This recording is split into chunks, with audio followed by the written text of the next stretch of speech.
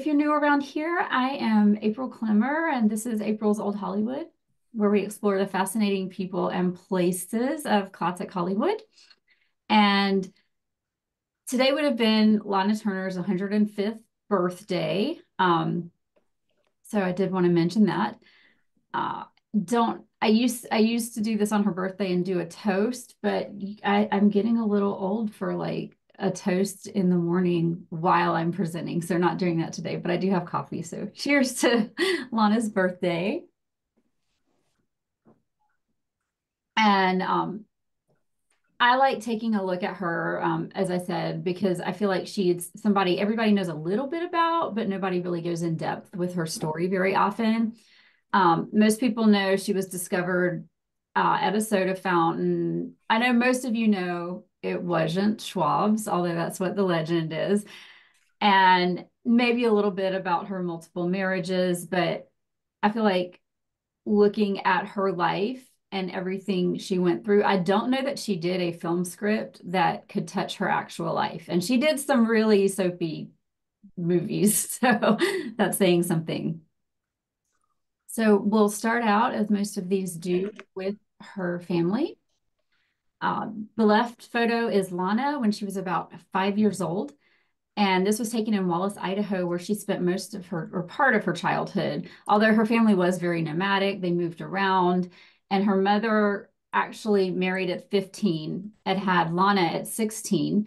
And Lana was the only child of her mother, Mildred, and her father, Virgil Turner, who is that guy on the right. Lana had very fond memories of her father. She said that she remembered him dancing around the room with her and that he was very handsome. And she also remembered things like having to change names sometimes. So sometimes they would say, okay, we're not the Turners, we are the Smith family now. And she never really knew why. But once she did hear her father say something about a still, she didn't know what that meant. But one day at school, a few days later, the kids were bragging about what their fathers did for a living. And she said, well, my dad has a still. And a few days later, the cops came and took it away. But overall, Lana really doesn't talk a lot about her childhood, although she seems to have had a similar childhood to other stars like Marilyn Monroe or Joan Crawford, where things were hard and dad wasn't around a lot. I know when she was 9, her father was found murdered after winning a high stakes poker game and bragging to everyone else that he was going to buy a bicycle with Lana for his winnings. And he was found missing his left shoe and sock, which is where he was known to stash his winnings, which is probably not a great place to keep them if everybody knows that. But this is the first really traumatic event in Lana's life that started to shape her. And so it leaves her with her mother trying to survive alone in the world during the Depression. Her mother at one point boarded her with another family um, because she felt like she couldn't take the best care of her. But then her mom came to visit and brought some undergarments. And when Lana didn't want to take her clothes off to try them on, and when she did, her mother saw bruises and saw that she had been beaten and threatened if she told. So Lana took her out of that home immediately. But again, it's one of those things. Lana doesn't talk about this kind of stuff a lot, so this is all very, very hazy. But it's girl had a rough start. We'll say that. Um, it's interesting to me to compare her. She really comes along late 30s, early 40s, and is sort of a product of that time period. Whereas you look at someone like Marilyn, who came along a few years later, and Marilyn was groundbreaking. Marilyn Monroe, obviously the Marilyn, is what I'm talking about. But Marilyn was one of the first stars that really openly talked about having a difficult life. But Lana was of that era of the studio system creating everything as a shiny, happy persona for stars. It was all about feeling good and making people happy. And she was fine to go along with that story. So I don't I don't think we'll now ever know very much more about that other than that was her early life. When Lana was 15, she and her mother moved to Los Angeles on the advice of her mother's doctor because her mother had a chest cough. And often in that time period, people would, their doctors would recommend that someone with a respiratory condition move to a drier climate. So that's how we get a lot of people in early Hollywood, more than you think. And that's how we got Lana. So they come to Hollywood and they live with a friend of her mother's, and Lana becomes a student at Hollywood High School. She was only there for about a month, but that was long enough for her to be considered a star alumni of the school later when she became famous. So this mural on the left is on the wall of the high school today. And so you see Lana in the center of this photo, and the publicity still on the right is obviously what they used to base her portrait on. So one day, Lana decides to cut typing class and go get a Coke at a soda fountain across the street. And this is where the legend says she went to Schwab's, but Schwab's was way down Sunset, and Lana was down at Sunset around like Hollywood and Highland area. So she went across the street. The actual shop had one of these names. I won't tell you the boring depths of building permits I went into to pull these names, but it is recorded in different places as Curry's Top Hat Malt Shop, the Top Hat Cafe, or Curry's Ice Cream Parlor. But one of those three names, and it was at the corner of Sunset Boulevard and Highland. And the legend also says she was sipping a milkshake, but Lana said she couldn't afford that. She was sipping a Coke. Whatever she was sipping, Billy Wilkerson, who is the publisher of the Hollywood Reporter, noticed that Lana was just so gorgeous. He asked the soda jerk if he would ask Lana if it was okay for him to speak to her. So I love his manners. He's not going to just approach this 15-year-old girl like a weird creepy guy. So she said yes. He gave her his card and asked her, how would you like to be in pictures? And she said, I don't know, I'll have to ask my mother. So she went home, gave the card to her mother, and her mother's friend knew exactly who Billy Wilkerson was. So she took Lana to meet him the very next day. He gave her a letter of introduction to Zeppo Marx, who had left the Marx brothers to form an agency, and Zeppo took on Lana Turner. So then she is assigned to a few different agents after that. She makes the rounds, and she didn't get a lot of attention.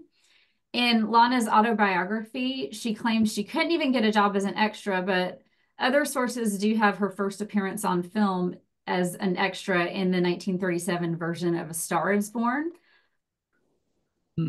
And that little white arrow is pointing to a person in a hat that is supposed to be Lana. I don't know how they know that that is Lana, but I was actually talking about this. I found this on this website that I have up on the screen. And I spoke to Carla Valderrama that wrote This Was Hollywood. And if you're not familiar with her, she does research like a bulldog. And she told me that she thinks the story is true as well, that that is Lana. Although we both agree we're not sure how this picture proves it. But there is paperwork that exists to prove it.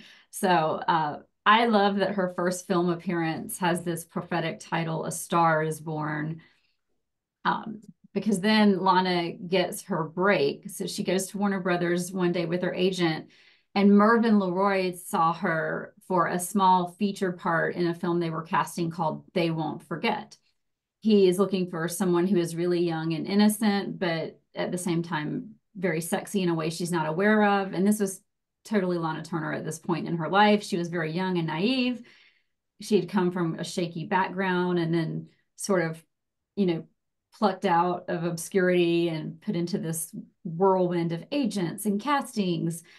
And she just had that perfect kind of naive but sexy energy that he was looking for. And so she she gets cast in this very small role. She's about 10 minutes of screen time. And it's a very pivotal part. It's very important to the story. So people really remembered her character. And what essentially puts her over the top in this movie is most of her part is her walking down a street. And she just said they spent a lot of time with her walking back and forth and like fixing her clothes. And so she has no idea what's going on. But this is a screen grab. Sorry, it's the best I could do. But this is on film, her walking down the street, and the costume is conservative, but at the same time, it really shows her figure. She has no idea what they're filming or how they're going to use this footage. The walk was supposed to emphasize her sexiness, and so the music was scored to emphasize the way that her body moved when she walked. So they basically like scored the music along with the beat of her walk. And so when Lana goes to a screening of They Won't Forget in Hollywood at the Warner Brothers Hollywood Theater, she first sees herself on screen and she is so humiliated because all she sees is this camera emphasizing her breasts and her hips and her walk. And she and her mother are just like sinking lower and lower in their seats, just so embarrassed. So, Excuse me, April. yes, Wasn't she known as the sweater girl she was. And because of this? that is the sweater. Yes. Yeah. Thank you. Yeah, she hated that title, but they loved labeling people back then, and that was when they really tried to label her on. Um, so when Lana is leaving the theater, she asked an usher, she's like, I don't really look like that, right? And he said, fortunately, you do. So the film and even Lana's very small roles received a lot of favorable reviews, and she is signed to a personal contract with Mervyn LeRoy, which is really significant because it wasn't just the typical 6-month studio option contract. That money allowed Lana and her mother to rent a house of their own and for Lana's mother to stop working. And so being under personal contract to Mervyn LeRoy also gives Lana more clout at the studio because she was spared, approaches for the casting couch that the other 6-month girls, contract girls were often subjected to. And this photo on the left is Lana in their home in Hollywood Heights. And the area of Hollywood, it's across from Whitley Heights, if you know where that is, and just south of the Hollywood Bowl. And it's the home of the famous high tower elevator that you see in The Long Goodbye and a few other films. So you can see it in the background of this photo of Lana on her patio. And then I just put a modern photo of it today. That's what it looks like. So Lana goes on to MGM when Mervyn LeRoy moves to that studio. And this was perfect for Lana because she was born to be a movie star, more so than an actress, I think.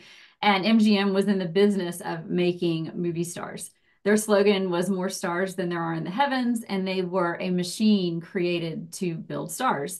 In these photos, you can see Lana is starting to get the MGM treatment. She still has her natural hair color, which was auburn, but they're doing more sultry poses for her. And they start casting her in a lot of small parts to figure out her type. So this is Lana in Rich Man, Poor Girl. And Lana's daughter, Cheryl Crane, has said she prefers Lana in her earlier career films because she wasn't so untouchably glamorous. She feels a bit more approachable and down to earth in these early films. But as we go on, Lana becomes more and more glamorous. So on the left, that photo is like a little closer to what they're going to end up with as the Lana Turner look. But she's definitely starting to feel a little more modern and have a little bit more woman of the world feel about her. So then in 1938, they cast her with Mickey Rooney in one of his wildly popular Andy Hardy films, which was a huge break for her because these films were widely seen and they were a chance for Lana to be exposed to a much larger audience. So she's cast as a flirty character who likes to kiss the boys, which is a perfect role for her. And she gets a lot of favorable notices for this film, and it continues to boost her image. So this is another interesting thing to me. I just made this up, but I wanted to tell someone.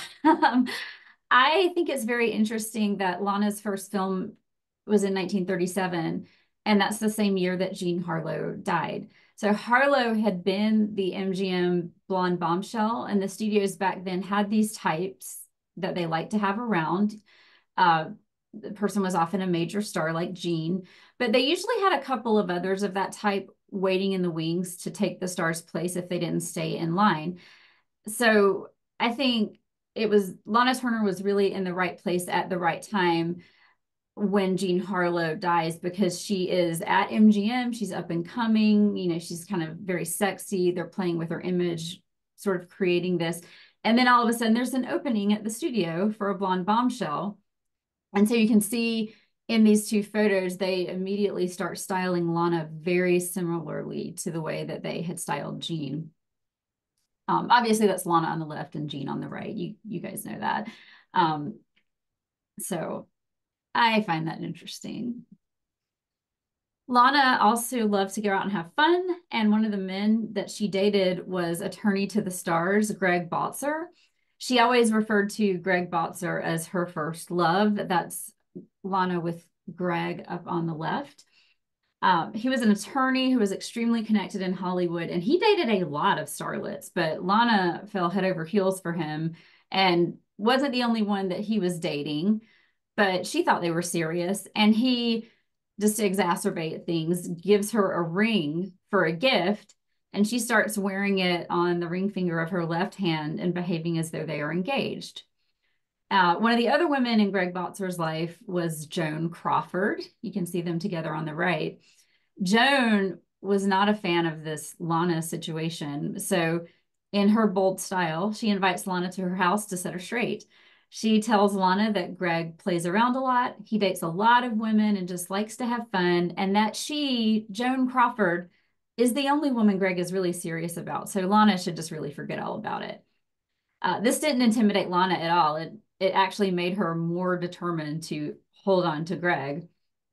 And she does, until one night he calls her and stands her up for a date. And he had done this before, but this time Lana was extra upset. And right after she hung up with Greg, Artie Shaw called. Now, Lana had appeared with Artie Shaw in The Dancing Co-Ed and was not a big fan of him at the time. She even made remarks about how he spent more time in hair and makeup than she did. But she had been flirting with him a little bit on the studio, and she was mad enough to say, okay. So she goes off on this date with him.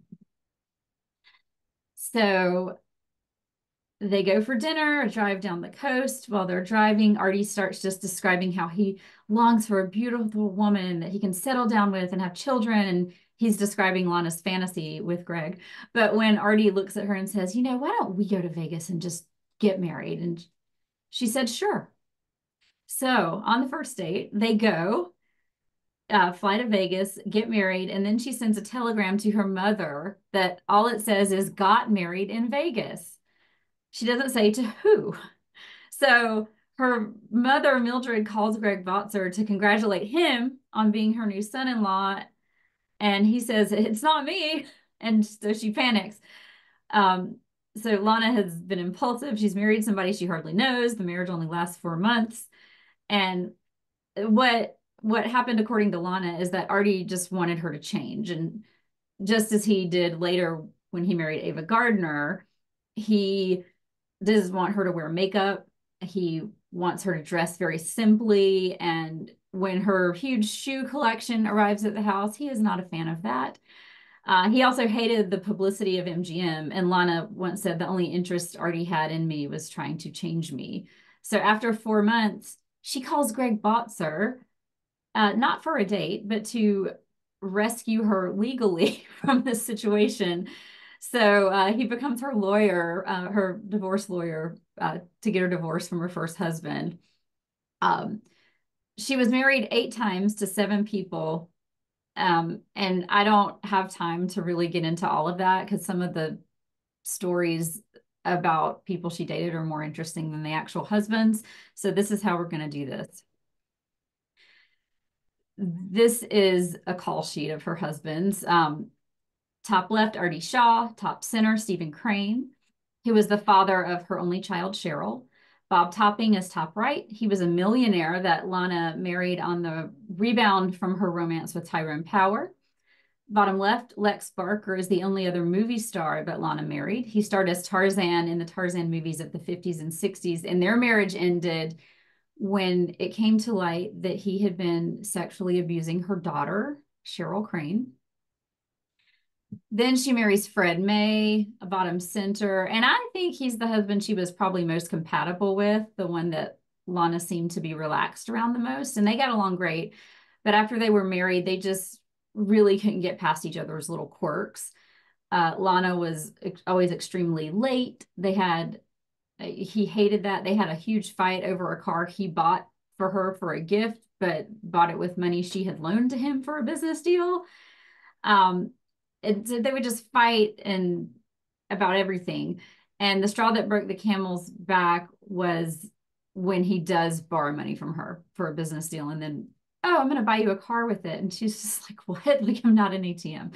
And so then she marries Bob Eaton, the bottom right, who that ended when he cheated on Lana while she was off filming, and Lana's maid was so offended that she saved the sheets to show Lana as evidence when she came back.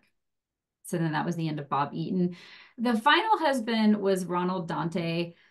I don't have a photo or any like media materials on him. He's more of a footnote in her life, but it's an interesting story. He was a magician who pulled the ultimate disappearing act while accompanying her on a press tour in San Francisco. So he literally walked out to pick up sandwiches for them and never came back. She waited for him in the hotel for a couple of nights and then came home to discover he had taken everything out of her home and left a really weird note. And then her secretary reminded her that she had recently written a cashier's check to him for $34,000 for him to invest in a business venture. She did not wait around to see if her $34,000 would reappear. She got on the phone with the bank and was able to save everything except $750 of that check. And after all this, Lana is just done with marriage and never really had any romances after that were publicized that we know about. I think she just really more wanted the family unit she never had, but she was never really successful in that. So those are all the marriages. Let's go back to her career now. In 1941, she got a script for Ziegfeld Girl, and she realizes that MGM has given her an opportunity to actually act, and so decides to take advantage of it. She works really hard with MGM's acting coach, Lillian Burns, and she notices as time goes by, as the filming goes on, she's getting more and more lines, and her part is being expanded in this film, which also starred Judy Garland. You can peek at her on the right over here. And then the gorgeous Hedy Lamarr was also in that movie. It's one of my favorite Lana Turner movies. So this is the scene where Lana, I think, really turns into an actress. This is her doing, if you've seen Ziegfeld Girl, this is her famous walk down the stairs. She's perfectly confident in the character. And in this scene, I won't give it away, but it was really a star-making turn for Lana in this movie. So after this, she goes on to Honky Tonk, and the photo on the left is the Ziegfeld Girl look, and then on the right, she's getting her hair and makeup done for Honky Tonk. It's very similar. And if I was Lana, I would want to look really good in Honky Tonk as well, because her co-star was my dream man, Clark Gable. He is the best leading man you could hope for, I think, ever. But also if you were an actress in Lana's position at this time, because he was a great pairing for Lana. They have a great chemistry on screen, and the chemistry is so good that rumors start to circulate that they're having an affair, which both of them deny their entire lives. But the rumors were enough to upset Clark Gable's wife, Carol Lombard, who shows up on set to check on her husband. And Lana's still, pretty young at this point. And when Carol Lombard comes on set and is just staring daggers at her, it's really intimidating. And she is so unnerved that she ran to her dressing room and didn't return to set until Mrs. Gable had left. So on the left, this is a scene in Honky Tonk, and that's Carol Lombard on the right, Clark Gable's husband.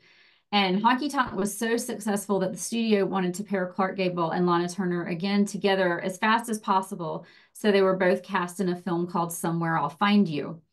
That film started to shoot in early January 1942, which is when Carol Lombard was scheduled to make her fateful war bond tour.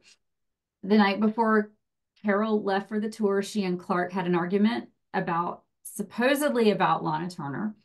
And the next day, Clark Gable did not accompany Carol to the train station to see her off. And although they made up long distance through telephone calls and telegrams and flowers, Carol's very anxious to get back to him. And so at the end of the war bond tour, Carol insisted on flying back because that was the fastest way she could be reunited with her husband, against the orders of the US military and against the orders of the studio. And Carol was just that stubborn.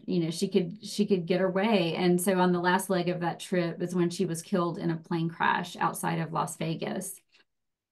And because of, Clark Gable was completely in love, I think, with Carol Lombard. I think she was the love of his life. And I don't think he ever really gets over her.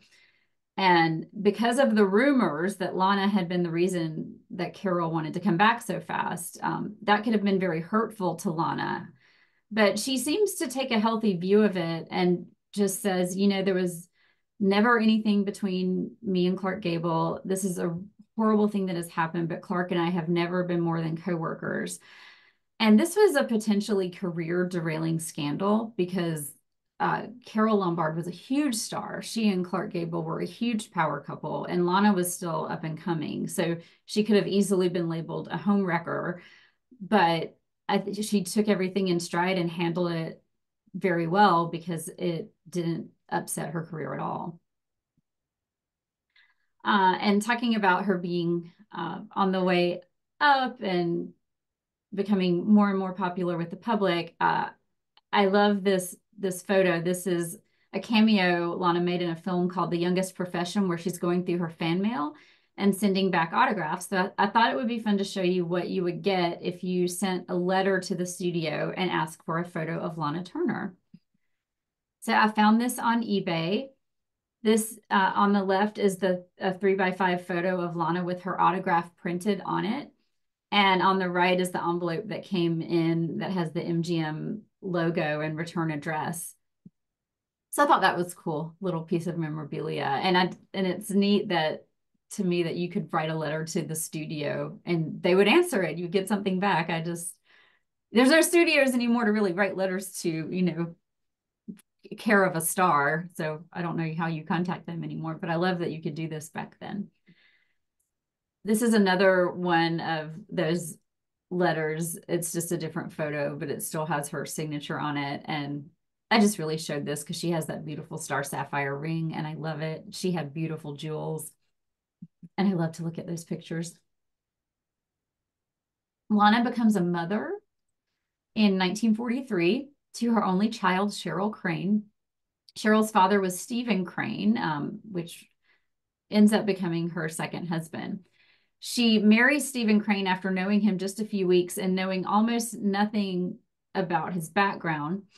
Number one, she was always very impulsive in her marriages. But also, Lana was expecting. So people expected her to be married if she was expecting. And once, they're married, they hear from the former Mrs. Crane, whom Lana did not know existed, and who is actually still Mrs. Crane because Stephen Crane did not wait the appropriate amount of time for his divorce to become final before marrying Lana. So Lana is in this horribly embarrassing position. She basically has to annul her marriage, and she's this up-and-coming movie star who is now single and pregnant. And in 1943, this had to be fixed really quickly. So although she's furious with Stephen Crane for putting her in this position, and today I don't think this would have flown at all, she cannot let her child be born without a father. So she, after the proper divorce procedures have happened, she has to remarry Stephen Crane. And this is how we get 8 marriages in with only 7 men, by the way. But those are baby pictures of Cheryl with Joan Blondell holding her on the left, and then Lana's with her on the right. And I love this picture. If you look at Lana, she looks like that's the brand new parent face of like, oh, are you really, I'm really taking care of this forever. No, wow, I have no idea what to do. This is what her face looks like to me there. No shade to Lana because I've made that face too. Lana still loved to go out. So she and her mother were close enough in age. Remember, they're only about 16 years apart, that her mother loved to go with her. So here's a fun picture of them at the wrap party for Weekend at the Waldorf. And I just love the 40s and those insane hats that they wore. Love both of these hats. So now we get to Lana's, one of her huge films, The Postman Always Rings Twice. And it was one of her absolute favorite roles. She plays Cora in the film, plotting with her lover to kill her husband. It is a classic film noir. And we can't talk about Postman without talking about this fabulous entrance she makes in the film. It's one of the most memorable entrances in a classic film, I think, where she drops a lipstick and the camera follows it rolling on the floor and then to her feet and then pans upward, and she's standing there in this stunning white ensemble. And this all white outfit was on purpose. The book the film was based on was quite racy, and it took a lot for MGM to come up with a script that would get past the censors. And once the script passes the censors, the work isn't done. The actual film has to pass as well. And because they wanted to cast their sexiest actress, Lana Turner, in a very sexy role in a film that already had the censors a little nervous, someone came up with this idea to dress Lana in all white throughout the film to make her character subconsciously appear more innocent and virginal. So throughout the film, we see her in white, the white uniform that she wears at the diner, and even her bathing suit at the beach scene is all white. And her hair even photographs white in this film. This is Lana on set. I really love these candids. It's so hard to find photos of her not completely posed all the time. On the left, she's studying the script or maybe the book, having coffee. And on the right, I love that she has her shoes off to get comfy because those shoes that she's wearing don't look like they would be very nice to your feet. So glad she's taking a break there. Another way of toning down, oh wait, sorry, this is just another example of the white dressing gown. Yes, so Postman, all white. I edited some out of that to make this go by a little faster, but Postman, I think you probably have all seen it, but if you haven't, then put it on your list. Watch it today. It's that good. So in general, with that, they were trying to tone Lana down a little bit because the 2 marriages in quick succession and really sexy movies, they didn't want her to be too sexy to the part that the censors would just always hate her. So one way they toned down that kind of party girl image she had was to remind people that she was a mom. So occasionally they trot out Cheryl on set, take some photos, let everybody know that she's more than just a sexy nightclub queen who has already been married more than once, but that she's a mom who loves having her daughter around. So you can find these throughout Lana's career, but this one's especially cute. It's from the set of Green Dolphin Street. Now we come to Tyrone Power, who I briefly mentioned earlier, and who Lana refers to as the love of her life. So Lana met Tyrone Power multiple times out on the nightclub scene where they were both gorgeous with the world at their feet, and they got together as a couple around 1946. And they were a stunning couple. They were very happy. They were very much in love, and people described seeing them together. They always talked about how happy they seemed together, but Tyrone Power ended up being the one that got away for Lana. I think in the end, she just hung on a little too tightly when things got difficult, and she really put a lot of pressure on him in that relationship. And one huge obstacle to their romance is that the whole time he was still married to silent film star Annabella. And Lana always swore if he'd been able to get a divorce during the time they were seeing each other, that they would have gotten married. Lana even got pregnant and entertained this fantasy that they could get a divorce and in time to get married for her to have the baby, or that she could go away somewhere and have the baby and they could adopt it later, kind of like Loretta Young. She plays out all of these scenarios in her head, but what she eventually realized was that these were two huge careers at stake. And for her to have the baby would have probably ruined both of those huge careers. So she eventually had an abortion, and she loses both her baby and Tyrone Power. He had been planning a trip to Europe. And while he was there, he met another actress, Linda Christian, who incidentally had a small role in Green Dolphin Street, the film we just saw, Alana on the set of with Cheryl. And so he does end up married to Linda Christian. But Lana always spoke highly of Tyrone Power. She always said that that was the love of her life, and she regretted that they never were able to work things out. And then ultimately later, she says she was happy that she even had the time that she did with him. So life has to go on after the breakup. Lana goes into filming Cass Timberlane with Spencer Tracy in 1947, and then The Three Musketeers, starring Van Heflin and Vincent Price. Lana initially did not want to work in The Three Musketeers, but she was under contract and supporting her family, and the studio reminded her of that. But after she reported to work, she found out she really loved playing a villain, and she also really enjoyed working with Vincent Price.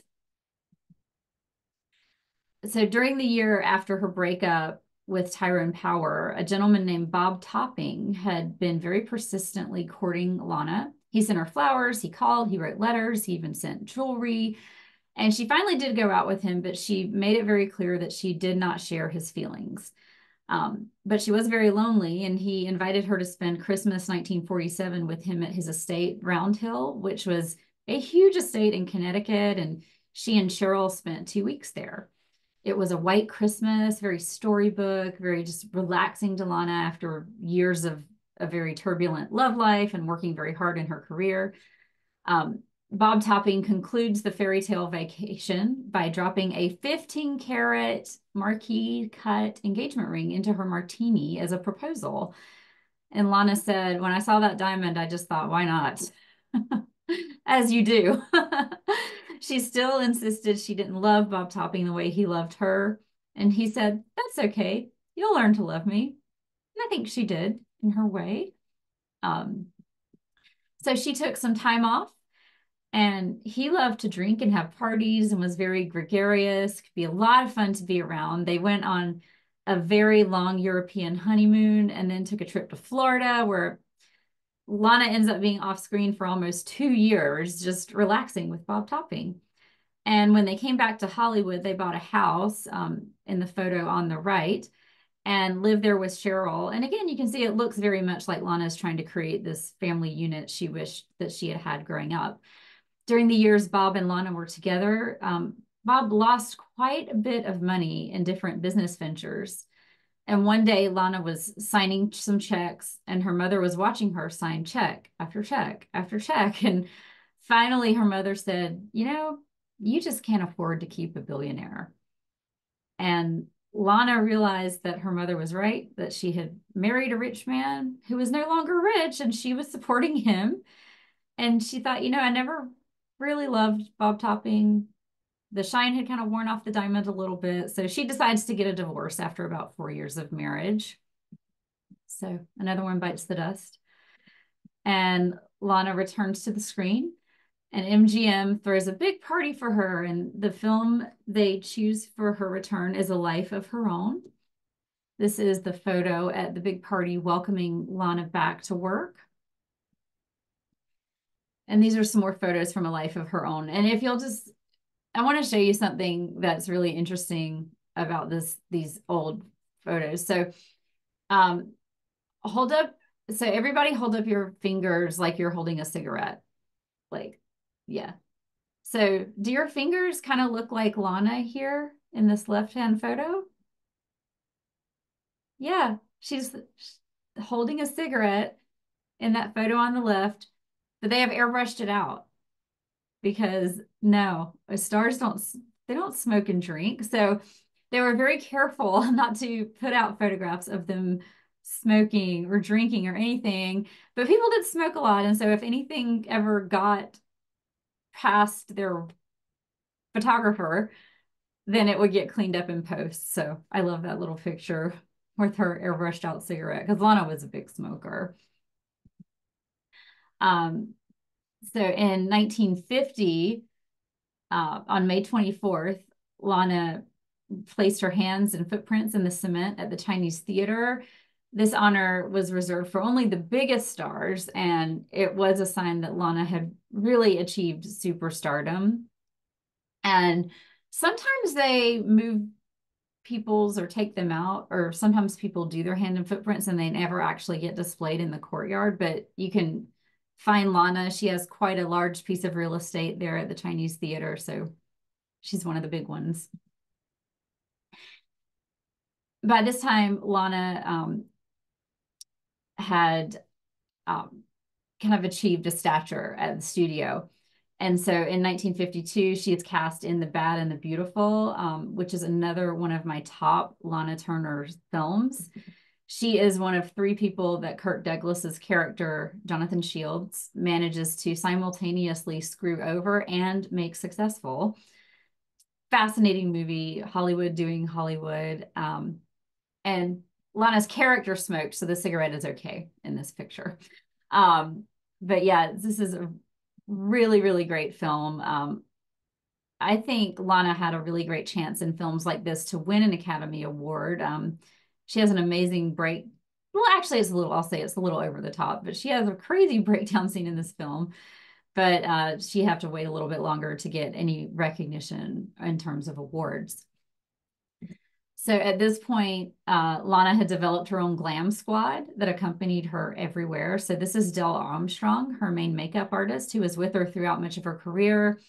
She also had a hairstylist and a maid. And for The Bad and the Beautiful, because her character plays a successful actress and was filmed in scenes where she was being made up, she had her own hair and makeup team star as themselves in those scenes. So fun trivia about that film. In 1952, Lana also starred in The Merry Widow. And this photo features character actress Una Merkel as her maid, who is just an absolute gem in everything she does. Lana also meets Fernando Lamas on the set of this film. And surprise, they begin a passionate affair. So on the left, this is Lana and Fernando out together. And on the right, the on-screen couple that they were. Fernando Lamas was an Argentinian star who was banking on this film being his big American breakthrough. And he was dating Lana, the big American star, getting a lot of press, and everything was going very well for him until one night they attended a party and they were seated with Lex Barker. Spoiler, he's going to become the fourth husband. And although they barely knew each other at this time, Lex Barker asked Lana to dance, and Fernando had a bit of a temper. And when Lana returned to the table after dancing with Lex Barker, Fernando said to him, "Why don't you just take her out into the bushes and her?" My daughter's home, I can't cuss. But you get the point. And Lana was pissed about this, and they had a huge fight, after which Lana wanted nothing to do with him. And Lana fully pulled star rank here. Fernando Lamas was slated to appear in her next picture, Latin Lovers, which he would have been perfect for. But because of his behavior, she made sure he was replaced. He was replaced with another Latin lover type, Ricardo Montalban, who went on to have a very successful career while Fernando Lamas kind of fizzles out. There's a lesson there. This is a shot of Lana on the set of Latin Lovers. One fun story about it is that she was able to perform as a dancer during the film, which she had never been able to do since she was cast in very few musicals early on in her career. But she was always a very good dancer, although she never had any special training except for the 6 weeks or so training the studio gave you when you had to learn any special skill. And Lana always said that she learned everything she knew about dancing from her father and that she had inherited his dancing ability. So Lana, in 1954, becomes involved with Lex Barker. And when he goes to Europe for some film commitments, she decided to do the same, as it was very fashionable in Hollywood in the 1950s for tax reasons.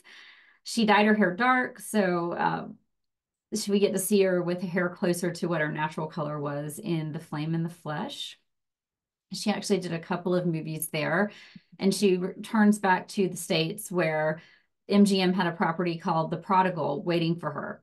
And Lana hated it. She felt exploited. She felt like she was playing, she just hated this weird high priestess of love character. She just thought it was so over the top and really terrible. So this is her costume. And in a fit of temper, she does a little costume modification with a pair of scissors to get back at the studio. They said they wanted her showing lots of flesh, and this is what made her feel very exploited. So if you look at this photo on the sides of the costume, there are just beads and no fabric. And this is the costume on the left before Lana's scissors, and the costume on the right after Lana's scissors. And she always said, if they want a lot of flesh, I'll give them a lot of flesh. So she also had a temper. And one of Lana's secretaries wrote a book about her, which I don't recommend because you have to read it with take it with a grain of salt. But there are some good stories in it. And one of them is that he said Lana was allergic to exercise, which I believe from everything I've read about her, but she could be active when the script called for it. So here she is taking fencing lessons for her role in the 1956 film Diane. And of course, in 1957, she makes Peyton Place. And Lana here in this part does a great job of transitioning from her sexy glamour girl image into playing characters that were a little bit more mature and mothers. A lot of other actresses had a really hard time pulling that off, but Lana had an advantage. Most actresses, when they were ingenues, either weren't really allowed to have a husband or children, or was kept hidden from the public to make them seem more desirable. But with Lana, she had a very public marriage and pregnancy scandal with Steve Crane, and her becoming a mother had been so public that she was able to maintain this kind of ingenue status despite that. And then when she transitions into these types of roles later, the public just easily accepted her into them because they knew her as actually being a mother. So at this point in Lana's career, she's still very attractive, and she starts to be courted by a mysterious man who gives his name as John Steele. He starts to flood her dressing room with flowers, send her gifts, and when she returns, which she returns the gifts. So, Lana returning gifts is something else, but he starts making phone calls, which she doesn't take. But he keeps on until finally she just becomes so intrigued with this person that she decides to meet him. She invites him by for a drink, and they hit it off, and they start dating, although Lana keeps it very low profile. Because of this, it is a couple of months before other people find out who she's dating. And one of Lana's friends pulls her aside and says, "You're dating a gangster." And Lana doesn't believe her, and she's furious. But then her friend tells Lana, it's not his name. His name is Johnny Stompanato, and he is a gangster. So Lana confronts him, and he just laughs at her and says, "It's too late for you now." And in a sense, it was, because Johnny Stompanato had very quickly enmeshed himself into her life in all sorts of ways. And they had been dating long enough that Lana genuinely had feelings for him.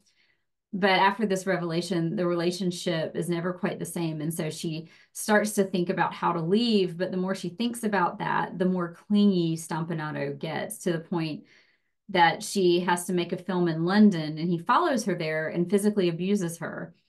And when her makeup artist, Del Armstrong, sees the bruises, he calls Scotland Yard without consulting Lana and has Johnny Stompanato deported from the country. So after all this, Lana decides that she's just going to book a long vacation and just get away. She's not going to come home right away. But she had to fly through Denmark to get to her destination, Acapulco. And when she arrives in Denmark, Johnny Stompanato is waiting for her. And so there he is. And there's Lana making the face like, ha, ha, cannot get away from this man, but I don't know what to do. And he accompanies them on this vacation and makes things very uncomfortable. He will not let her out of his sight. He's abusive. This is the photo of them returning from the vacation. And during this vacation, Lana is notified that she was nominated for an Academy Award for Peyton Place. And this makes her extra uncomfortable being seen and photographed with Stompanato, a known gangster. And this is the other woman in the photo is Cheryl Crane, Lana's daughter, who is at this point 14 years old. So Lana attends the Academy Awards with Cheryl as her date, and she does not take Johnny Stompanato. And part of what he wants from Lana is to be a part of her limelight. And she's not giving him that in this instance. So she has a fabulous time at the party afterward. She's holding court with all her fellow MGM movie star friends and just enjoying this pinnacle in her career. And when she gets back to the bungalow at the Beverly Hills Hotel, Stompanato is waiting. They have a very loud physical fight. He beats Lana and threatens her. And Cheryl is at the same bungalow and hears everything. And at this point, Lana becomes terrified and realizes she has got to figure out a way to get out of this relationship. So she rents this house on Bedford Drive in Beverly Hills. It was actually built by Laura Hope Cruz with the money she made from playing Pitty Pat in Gone with the Wind. And Lana has taken a lease on this house, and she tells Cheryl, I'm going to get rid of Johnny Stompanato. This house is going to be a new start. So on Friday, April 4th, 1958, Stompanato comes over to the house, and Lana tries to tell him it's over, but he is not having it. So they start fighting. They move up to Lana's bedroom, which is on the upper left of the house. So it's a close-up of the corner where the bedroom is on the right side of the screen. And he starts to hit her, and Cheryl can hear everything and comes up to Lana's room. And she's only 14 years old. She hears everything that's going on and hears Stompanato threaten to disfigure Lana and says she'll never work again, and threatens to kill her mother, kill Cheryl. He says they'll never get away from him. And so she hears all this. Cheryl goes downstairs and finds a knife, and she thinks, I'm going to scare him. And all of this that I'm telling you now is out of Cheryl's book, from her own autobiography. So she is acting out of fear and an instinct to protect her mother, and she runs back upstairs to the room. So what happens next sounds very choreographed, or it was just very unfortunate choreography for Stompanato. So when the door opens, Stompanato steps towards Cheryl and right into the knife that she is holding out. And it hits him in a very vulnerable place. And he falls to the floor and bleeds to death within minutes. Now, this is very extreme Cliff's Notes. You can read a lot more about this other places, but for brevity's sake, I'm going to move on from what happened. They call a doctor. Stompanato is dead, and the doctor tells Lana she better call Jerry Giesler. Giesler is the famous entertainment industry lawyer used by all of the stars when they are in real trouble, and the police come. Of course, they take Cheryl. She spends the night in jail. Lana does not know what to do at this point with her career. It's just the only thing she's ever done. And she thinks, you know, this is a potentially career-ending scandal. And this photo is Stephen Crane, Cheryl's dad, on the left, and Lana in court, and Mildred, who is Lana's mother, on the right. And this was at a hearing to determine if Cheryl will be prosecuted for the death of Johnny Stompanato. So the case never actually goes to trial because the death was ruled a justifiable homicide. Cheryl's already probably had a rough time growing up as a movie star's daughter. She had run away from home a few times. And so when this happens, at this point, the parents lose custody of her. From 14 on, she is a ward of the state. She eventually grows up to be very successful personally and professionally. But it was very rough road from this point on for Cheryl. So Lana thinks at this point she's probably lost everything. So out of the abyss, Ross Hunter contacts her for the film Imitation of Life. And this was probably the best thing that Lana could have done at this point. I mean, she's so lucky with when some of these films come along, because they're sort of mirroring her life, and at this point mirroring, you know, a little bit of the relationship with her daughter. Also, Juanita Moore in this film is so good. I can't go in, like I said, I'm not doing a lot of movie critiquing here, but you should see Imitation of Life. And it's so successful that Lana teams up again with Ross Hunter for Madam X, which is very soapy, but it's a really fun movie to watch. I like this picture. She's doing press for Madam X, and that's the headshot on the table is the one that we see. Oh, wait, did I take it out? Did I? Oh, no, it's the same one. Yeah. So, yeah, so that's her headshot there, and she's going around doing press again. And then after this, she goes on stage for 40 Carats in 1971. So this is a point when a lot of the stars of Lana's era are turning to the stage. But for Lana, it was a little bit more of a challenge because Lana was dropped into the studio system and then becomes an actress. So she had never really done stage or live performance. Everything she had done had been on camera. So she essentially is learning a whole new technique for her acting. But she, you know, she did all these things to get her body and her voice in shape. And she ended up being successful and having good reviews and getting through it. So if you read Lana's autobiography, The Lady, the Legend, and the Truth, she talks about a town hall that she participated in 1975. So they would invite these older actresses to come in, and they would, you know, bring in, you know, all these fans could come, and it was just like a Q&A. And Lana said it was something called like I should know this. It was like Town Hall of Legends or something. But Lana's like, I'm not a legend. Like I was just in movies. But when you read her biography, she says, how old are you when you become a legend? For me, it was 54. And you can tell this occasion really meant a lot to her, because I don't think she is taken very seriously as an actress. And I know that she felt that throughout her career. So to all of a sudden go into this situation where it's about celebrating her career and she's surrounded by fans and people are asking her all these questions, and she realizes her career has really had an impact on people, was a really special night for her. She then writes her book, The Lady, the Legend, and the Truth. This is a picture of her on book tour for that.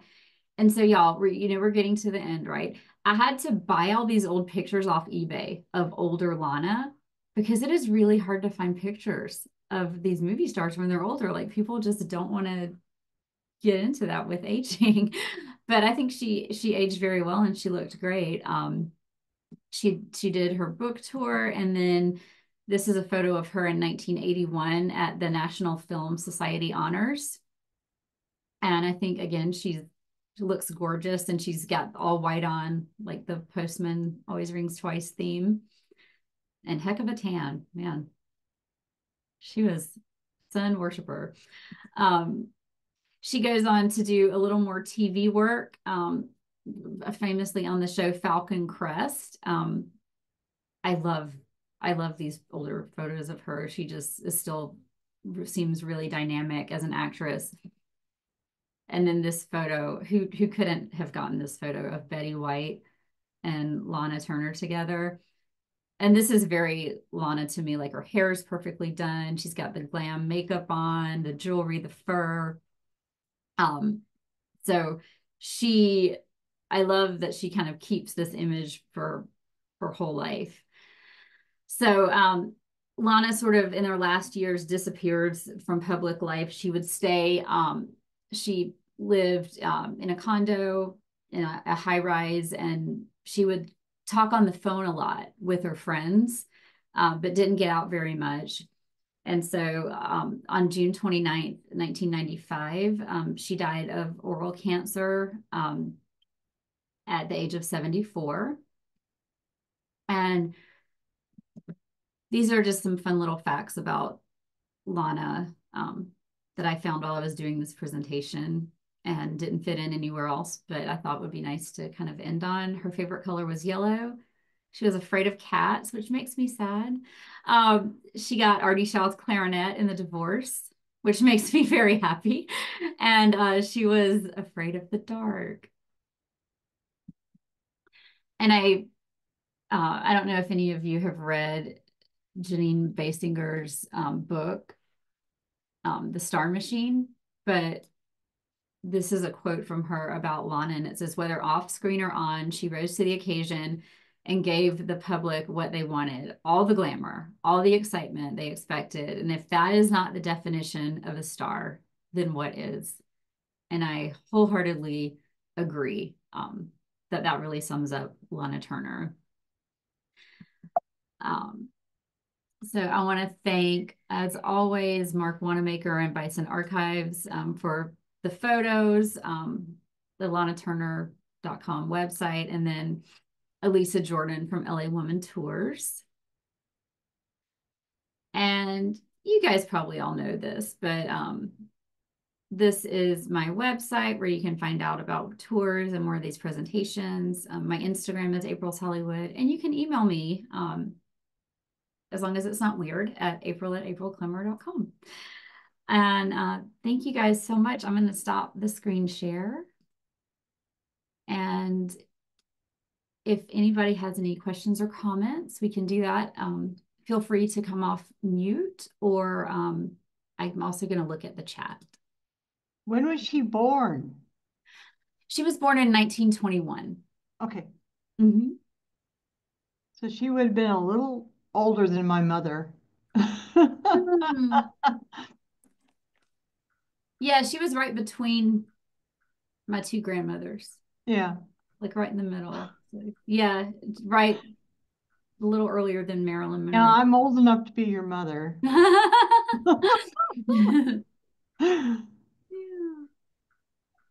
Classic movies knows no age.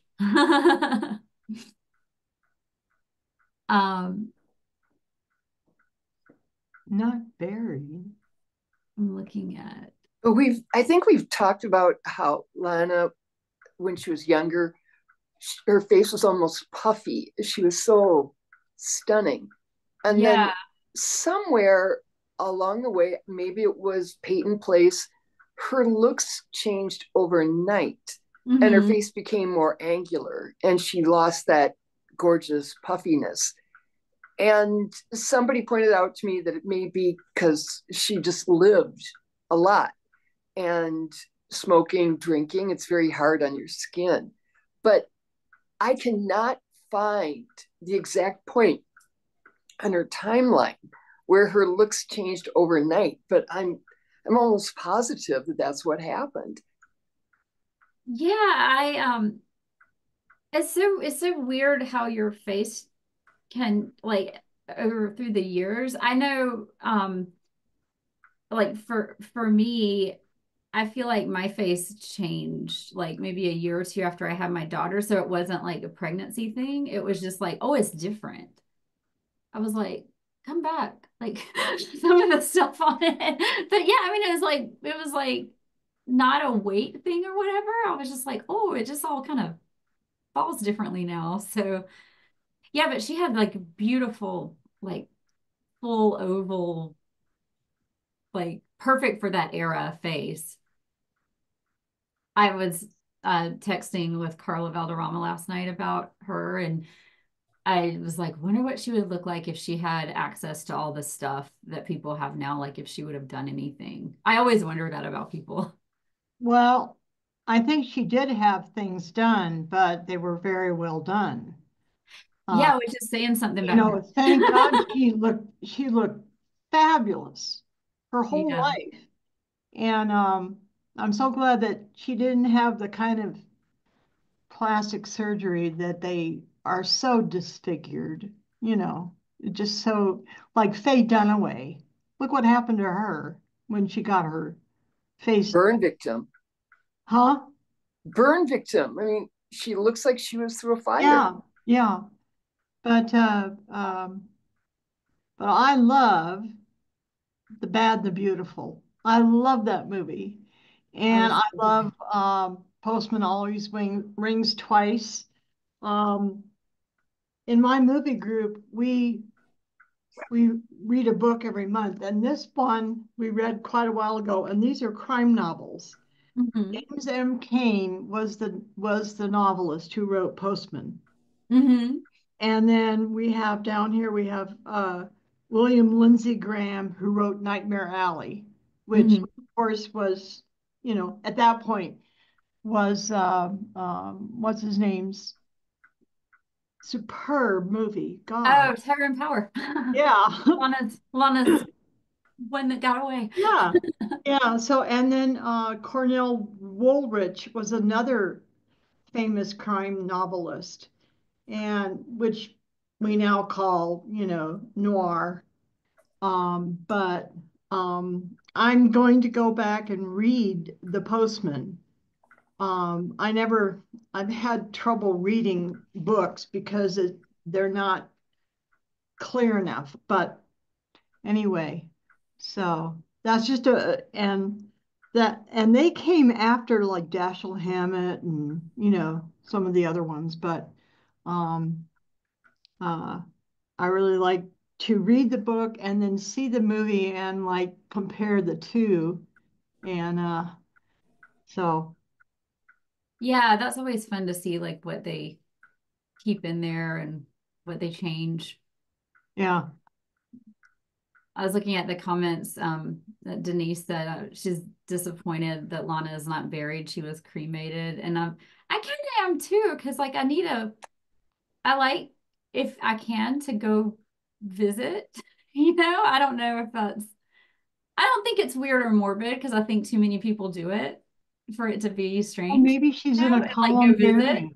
But like, I'm like, I need a place where I can be like, go pay my respects or something, and There's a such a thing as a columbarium, and there's a famous one in San Francisco where they don't bury people, they put them in niches, they're cremated. yeah, I guess the point was like her ashes are not anywhere.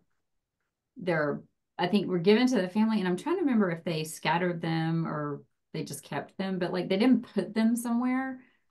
So it's like there's nowhere to go.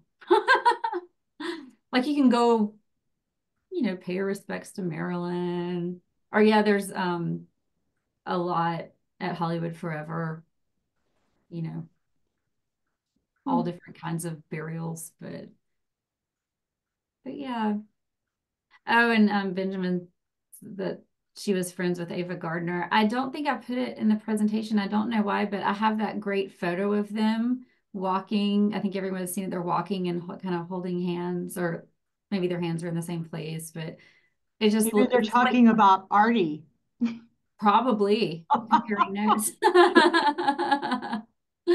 But that always seemed like a really genuine friendship. Like it gets mentioned in different books Yeah. here and there. and it never sounded catty or anything. And I like reading about stars of that level that seem like they were able to be, Normal. yeah, and not competitive. They were two good time gals, I think. And Karen says you can see Lana promoting her book on Phil Donahue's show on YouTube. I think I've seen a little bit of that. It is really good. She did make some rounds on different shows that you can look up on YouTube. I'm trying to think. There's one that we watch and I can't think of the name. I mean, it's not on anymore. We watch it on YouTube. But yeah, if you search her on YouTube, there's a lot of like really great clips of her later in life doing interviews and things that are fun. Um, And Bob Hope was always making jokes about her. yeah, they did a Always. USO tour together. But he did it for years. Because he was like, she is the ultimate star sex symbol, you know, mhm. but he kind of always made her a joke, and which is okay, but you know, I think she was a little bit more than just a joke. Oh yeah, Yeah.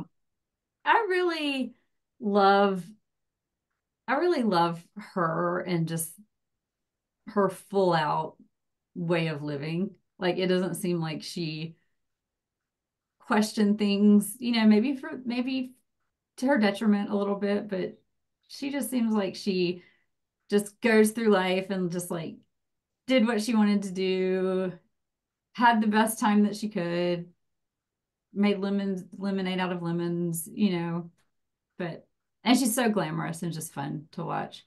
She's kind of like a pre-Elizabeth Taylor kind of person to me.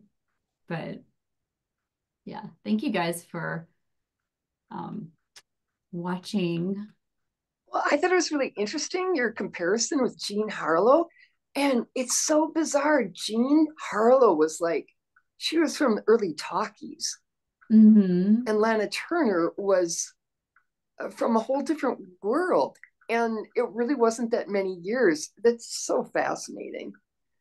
Yeah, it's definitely like a switch in like the types of movies people like the technology of just like how they were photographed and how people I don't know. Yeah, there's like a big jump there. Like they're not far apart, but it's It's, just it's like when Jean Harlow and Irving Thalberg died, a certain era was over and an entirely yeah. new look came into movies. Yeah. Yeah, you're so right. That Yeah, but she's in the same kind of star treatment and the studio treatment, and um, I'm just constantly amazed at how any of them made it through the studio system and the treatment they got. And, it's just revelation. Like, what's her name? From Gone with the Wind, who actually went to court and got them to Olivia change. de Havilland. Yeah. So,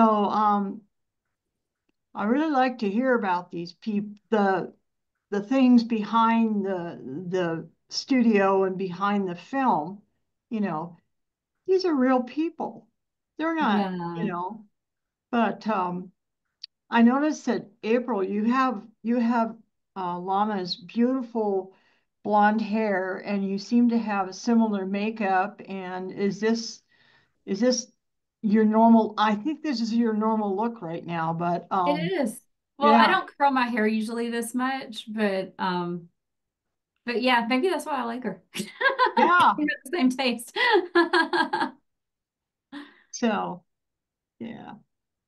Was Lana ever Gosh, nominated for an Academy Award? Does anybody know? Peyton For Place. imitation of, Oh, yeah. for Peyton Place, she What was. was it? Oh, sorry. Yeah, sorry. I thought maybe Imitation of Life, but I guess not. So, okay. well, Yeah, she only had the one. Hmm. But it seems like she describes it very fondly. Like I've read a lot about people who, get nominated and it's like a really rough kind of emotional experience because only some people really want it and they never win or like look at Barbara Stanwyck, like how did she not have one? But Yeah. but Cary Grant. yeah, it's just like sometimes there's Yeah. just weird skips. And I think Lana, like Ava, she was like kind of like Ava Gardner, like she got a nomination, she had a shot, but Lana seems like she really celebrated it and just had a great time with the night. And it wasn't as much about like winning. I mean, I'm sure she wanted to win, but I really, I like, I like that attitude. 'Cause some people win and then everyone's like, who are they? Yeah. She would have deserved that. Yeah. Yeah, Benjamin, I agree. She would have deserved a lifetime achievement award. Yeah. When I Or read the about, ones who were awarded the uh the award, and not for the movie which they were really superior in, but because it was a kind of a sentimental thing. oh Like John yeah, Wayne, and he was very good in True Grit, but he should have won long before that. So, but he's one of many, many people who, and I frankly, I don't care for the Academy Awards anymore because I think I just can't say that what they pick as the top is actually the best. You know, I think it's so I tend to now I tend to wait about 2 or 3 years before I see the movies. I this want to see if holds they up. stand up over time, you know, and you know, Well, they even have lists now of, the worst winners of best pictures and things like that. So, yeah. I mean, there's a lot of that going around. The New Yorker is doing a lot with film, uh, classic film and brand new film, and then the Academy Awards. And it's so much fun to read all the different things and then bring back articles from years and years ago. So you get to have a nice mixture. And as far as I'm concerned, things don't really change that much. Yeah. Well, I still want to know, April, if you're ever going to do a retrospective on eyebrows. Not in the plans, but Man, but especially like Joan Crawford. That's because that's my thing, my eyebrows. uh-huh. And um, with Joan Crawford and then the jean and the penciled in, and then We didn't talk about Lana's, but they shaved yeah, him off for one of her early films and they never yeah, grew back. So she said she always carried an eyebrow pencil like everywhere yeah. she went all the But time. when you did the thing on Joan Crawford, we did kind of see pictures along the way and how they changed her. And they Yeah. finally settled on this pretty heavy, brow. I thought that was interesting. I'm just being facetious, No, but Don't it's have so to it do is that. so interesting because they go like you can see them do that in movies and then like even for me like when I was a teenager it was like the little thin brows which was great for me because I don't have a lot of eyebrows and then it got to like really thick and they like sold stencils and now people get them like I don't know microbladed and all that. I'm just like Get them surprised. tweezed, not tweezed, but with this string thing where they Yeah, threaded. threaded. Yeah, Yeah. And yeah. now they're like, oh, it's thin eyebrows again. And I'm like, oh, good, because I never really so I can be back in.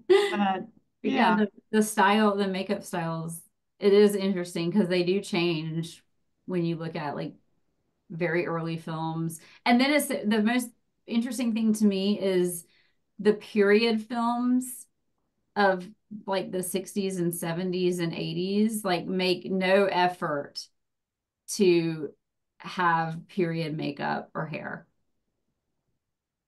It's like Juliet with blue eyeshadow, or whatever. They're so funny to me. Yeah. Watch. It's like that era. They were like, costume's fine. Just do whatever you want with your makeup. But Well, yeah. then there was a totally realistic look where they didn't, it didn't appear that they had any makeup on. I'm sure that they did, but it was so uh, well done and they just subdued it. But Hmm. yeah, it's just that, just that one part of movie making is just so interesting. But I did a Max Factor one time. We can maybe revisit that. that would be great. Well, Yeah. does anybody have any last thoughts or questions or anything? I just want to say thank you. It was a wonderful presentation. You had a lot of good information, and wow, she really had a full life. Thanks, Dolly. Yeah, she Mm-hmm. crazy She life. did. Not hard when she provides all the material like that. Well, you put it together very nicely. Thank you. Yeah. Thank Mm-hmm. you. Unfortunately, I'm not coming to the film festival, so Oh, uh, we'll miss you. um, but I have my reasons, and some of them being health reasons, and I just don't have the energy to keep up with all that anymore. But all my friends are coming, and I sent them your email about all your other tours and stuff. So Oh, hopefully they'll awesome. contact you to do Awesome. something. Thanks. Yeah, we'll be doing Yeah. this more. April, you did a great job of taking a big life and Yeah. summarizing it in Thank an you. interesting way. It Big was job. hard. It was hard. Thank you. I was like editing it last night and it had like 97 slides and I was like, oh my gosh, that's too many. And I got it down to 75. 60 is like the good number. But I was like, I just can't so much. I'm glad you I really like the one of her without her shoes on set, but doing something else, like studying her thing. I thought that Yeah. that was cute. I like that. Yeah. Yeah, I like those behind the scenes things. Oh, Madonna's Vogue. Yeah. Lana Turner. Blah, blah, blah. Oh. I Yeah, cool. Well, thank you. actually sung that song. Okay, well, thanks, April. And good to see everybody. Have a great Yeah. weekend, and I'll see y'all soon. All right. Thanks, Okay. everybody. Thank Okay, Take you. care. bye-bye. See you soon. Bye.